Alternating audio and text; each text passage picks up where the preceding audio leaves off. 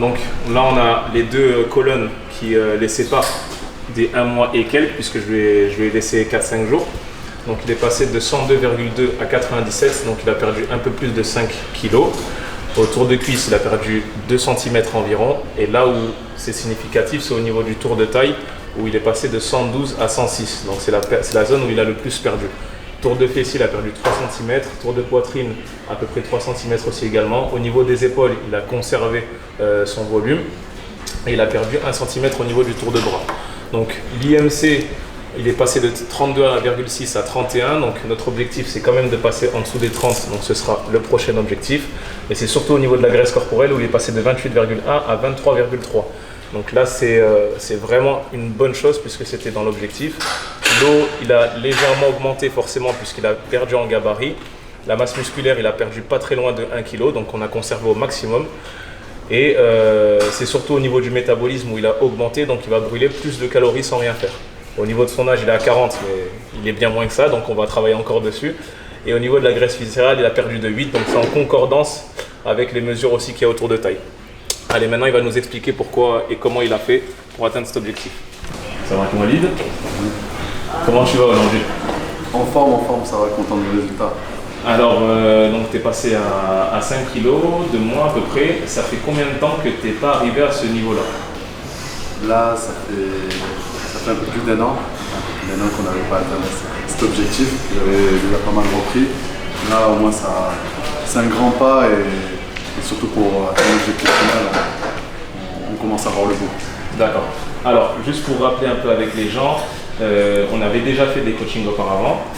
Donc tu étais à peu près à 105 et tu étais descendu jusqu'à 95. Qu'est-ce qui s'est passé entre-temps? Parce que tu es remonté, il faut préciser que tu es remonté jusqu'à 106. Voilà, je suis remonté jusqu'à 106 kg. Ce qui s'est passé entre-temps, c'est que j'ai arrêté le sport. Il y a eu la pression du travail et énormément de déplacements que j'ai eu et que du coup j'avais accès qu'à la malbouffe. Donc au final, je me suis lâché et voilà, une fois qu'on a enlevé le premier pied, ça y est, là, on tombe dans l'eau et j'ai repris tout ce que j'ai perdu. D'accord. Et qu'est-ce qui a fait que tu sois revenu vers moi pour repartir sur une transformation? Déjà la déprime, un peu la déception que j'ai eue d'avoir atteint le poids, même d'avoir dépassé le poids que j'avais avant. Et en fait la détermination, parce que les objectifs ça reste ce que j'ai envie ça me reste la base en fait et j'ai envie d'évoluer et d'avancer en fait dans la vie. Donc reculer c'est pas vraiment ce que j'ai en tête et c'est toujours chercher d'avancer. Même si j'ai fait un pas en arrière, mon objectif reste d'avancer et d'atteindre quand même mes objectifs. D'accord, donc aussi on est d'accord que le fait que tu sois déjà arrivé à ce stade-là, ça t'a aussi motivé pour te permettre de l'atteindre aujourd'hui. Oui, voilà. Je sais que c'est possible et que je suis déjà arrivé, donc je sais que je peux le refaire et même faire mieux qu'avant. D'accord. Alors maintenant, si tu peux donner un conseil à certaines personnes qui ont déjà un surpoids, donc parce qu'il y en a qui dépassent, on va dire, les 100 kg, et qu'on sait très bien que le fait de passer de plus de 100 à moins de 100, donc d'un chiffre de 3 à un chiffre de 2, c'est très satisfaisant. Donc qu'est-ce que tu peux donner aux gens comme conseil aux gens qui ont la flemme, qui ne viennent pas à la salle puisqu'ils se disent qu'ils n'ont pas la possibilité, que c'est pas pour eux et qu'ils n'y arriveront jamais? De un, en fait, c'est vraiment la patience, parce qu'en fait, tout le poids qu'on perd, alors qu'on reste quand même au-dessus de 100 kg, on a l'impression de ne pas avoir de résultats. On a vraiment les résultats au kilo, c'est vraiment qu'on a descendu la barre des 100. Là, voilà, quand on passe de 99 à 98, on est content. De 98 à 97, on est vraiment content. Alors que quand on passe de 105 à 102, pour nous, ça ne faisait vraiment aucune différence. J'étais content, c'est que je sais que j'ai avancé, mais ça me faisait quand même émotionnellement aucune différence. Donc c'est vraiment la patience d'atteindre au moins cette barre des 100 kilos. En fait, c'est vraiment aussi l'aide de son entourage. Voilà. Il faut que tout le monde sache qu'on est on va dire, en mode diète et en mode sèche, parce que sinon c'est toujours, on a la demande par derrière, quelqu'un qui nous ramène quelque chose à manger ou qu'on nous invite à tel ou tel endroit et voilà, en fait, une fois, deux fois, trois fois par semaine, ça disparaît assez rapidement. C'est-à-dire que l'entourage c'est quand même assez important je veux dire d'être prévenu pour pas qu'on lâche prise.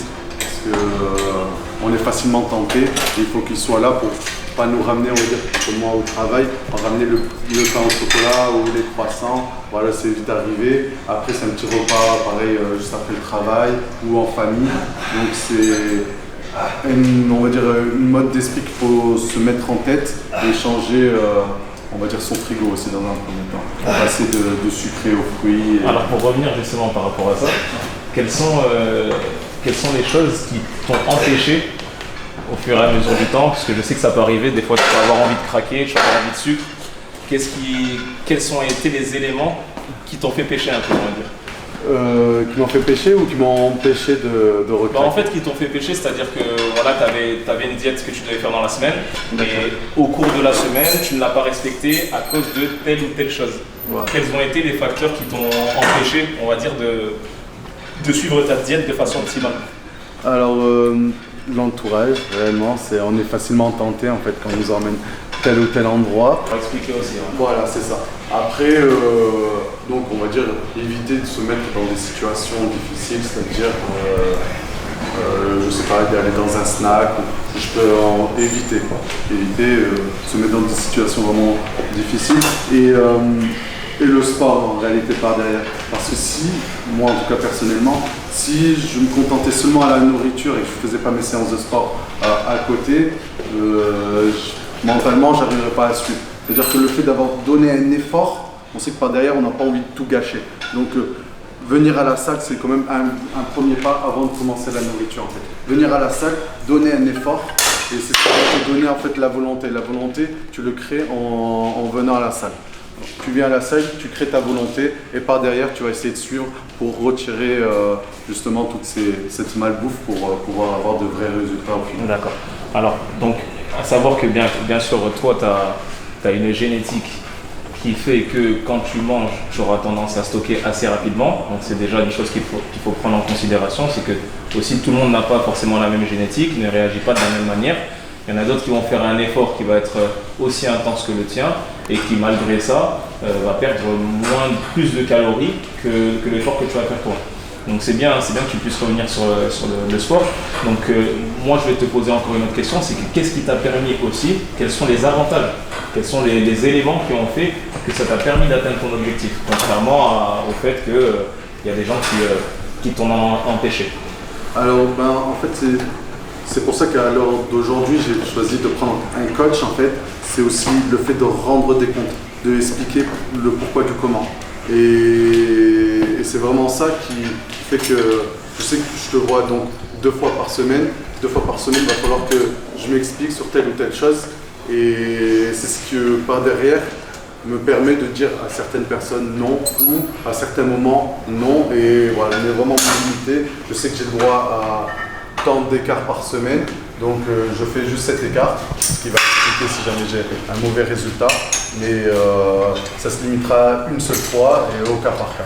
Mais vraiment, en fait, le fait de pouvoir compter sur quelqu'un. J'ai compris que si je t'ai choisi toi aussi particulièrement à l'heure d'aujourd'hui, j'ai pas pris un coach qui vient, qui fait juste son travail et qu'à la fin il rentre chez lui, il s'en fout. Non, c'est que je sais qu'avec toi, je peux t'envoyer des messages, je peux avoir des conseils à n'importe quel moment. Et c'est ça, ce que tu t'investis, le fait de t'investir me permet aussi de te faire plaisir et d'avoir des meilleurs résultats. Aujourd'hui, tu as atteint cet objectif-là. On est d'accord que les premiers kilos, c'est les kilos les plus faciles à perdre. Voilà. Donc ça, on le sait très bien parce qu'on avait déjà vécu cette expérience ensemble. Donc maintenant, les kilos que tu vas perdre vont être beaucoup axés sur les détails, sur un effort que tu vas faire de façon plus intense. Donc quel est ton objectif maintenant que tu as atteint les 97 assez rapidement? Quel est l'objectif que tu te fixes maintenant sur du moyen et sur du long terme? D'accord. Là, le prochain objectif, c'est vraiment 90 kilos. 90 kilos. Et pour moi, je pense que je viserais pour l'objectif optimal serait 85. Mais on va y aller étape par étape. La prochaine étape, 90 kilos. Et je sais que je vais me mettre en fait, pour y arriver, je vais mettre des focus sur telle chose. Par exemple, je sais que si je décide de priver de tout en même temps, je ne vais pas y arriver. Donc je mets sur le focus, c'est-à-dire comme les boissons, ça a été dans un premier temps. J'ai réussi à supprimer les boissons. Après, ça a été le pain. J'ai réussi à contrôler et ensuite à retirer le pain. Après, par la suite, ça a été tout ce qui était sucrerie. Et là, je vais continuer sur ce qui me reste en défaut ou à des moments où je craque. Je vais y aller au cas par cas, où je vais me donner un focus pendant 5 jours ou une semaine, 5 jours ou une semaine. Il faut me concentrer là-dedans pour pouvoir retirer ce défaut et avancer étape par étape. Et pas me briser, enfin tout casser, j'aurais l'impression de me punir et avoir au final, et craquer au final. D'accord. Et donc, en conclusion, quel est le conseil que tu peux donner à toutes ces personnes qui ont le même objectif que toi? Rien lâcher. Même si à l'heure d'aujourd'hui, parce que j'en ai déjà discuté avec des personnes qui ont dit non, j'ai aucune volonté et j'y arriverai pas. Et en fait, c'est de là où je leur ai parlé, c'est de là où je rends conclu qu'en fait, la salle de sport c'est important parce que c'est là qu'on crée la volonté. En fait, c'est la première objectif. Surtout pour ceux qui démarrent de loin, qui partent de loin, c'est-à-dire que moi, je faisais 120 kg avant quand même. Ceux qui démarrent de là jusqu'à 120 kg, c'est vraiment de créer la volonté. C'est-à-dire de créer quoi avec le sport et en venant à la salle. Créer cette volonté et rien lâcher. C'est vraiment ça. Et avoir une personne qui peut t'accompagner, ça aide aussi énormément. Je te remercie Walid. On se dit du coup, on va se donner un objectif un peu plus long, puisqu'on pourra avoir une transformation un peu plus importante. On va se dire au 10 septembre, on va essayer déjà de se rapprocher des 90 kg, parce que bien sûr ça dépend de beaucoup d'indicateurs. Et pendant ce temps-là, on va travailler beaucoup plus que 2 fois par semaine. C'est-à-dire qu'on va rajouter 2 fois par semaine un entraînement de façon intensive. Et on va travailler aussi sur 2 journées. On va s'orienter sur le cardio, sur la dépense musculaire, la dépense au niveau du nombre de calories dépensées. D'accord. Ça te va? Ça me va. Allez, à la prochaine. À la prochaine.